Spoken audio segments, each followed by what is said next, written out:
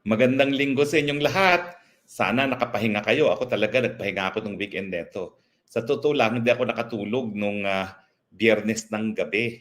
Exciting kasi yung Biyernes. Chinese New Year party ng Chinese Embassy. Ewan ko kung nabalitaan nyo na, pero nag-alam Lydia De Vega, si FL, dahil tinatanong siya ng media kung kamusta ang kanyang relasyon with VP Sara. Umalis siya matapos ipakita yung tape message ni VP Sara para sa Chinese New Year. No? Actually, nung nakita ko nandun si FL Lam, minabuti ko nang umiwas na lang kasi sabi ko, naku, hindi ko alam kung anong magiging reaction niya kung makita niya ako. No? So actually, umalis ako ng umaga.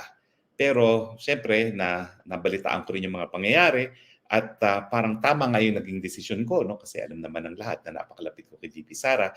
Sabi ko, baka mamaya magkaroon pa ng spoilers. So umalis na ako ng maaga. Hindi na ako nagpakita kay Ambassador. Pero nagpakita ako doon sa kanyang media officer at nagsabi na mauna na ako. Tapos alam nyo ba ho, tatapatin ko kayo, hindi ako nakatulog. Kasi tinawagan ako ni Tatay Digong at ang sabi niya, nakakuha siya ng impormasyon na anytime daw baka siya arestuhin. Naku, ang instinct ko tumakbo sa Davao, sabi ko naman, ano man magagawa ko kung ako'y tatakbo doon. Pero hindi talaga ako nakatulog. Now, syempre, nag-amoy-amoy ako kung ano nangyari sa Davao. Abay, parang may katotohanan ng sinasabi niya dahil nakakahalap ako ng balita na i-disband daw ang Task Force Davao. Itong Task Force Davao ay mga 700 na mga sundalo yan. No? At sila ay binuo para protektahan nga ang Davao sa banta ng terorismo.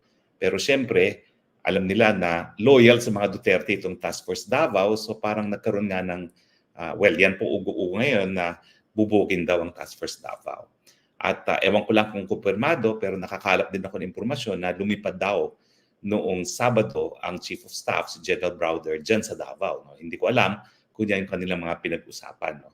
Pero ang kumpirmado, well, hindi kumpirmado na alam na ng mga Task Force Davao na parang may order na bubugin na sila. So hindi natin alam kung ano mga mangyayari sa susunod na mga araw. Pero ganun pa man, I'd like to assure you na meron naman tayong mga contingency plans. Abangan na lang kung anong susunod na kabanata.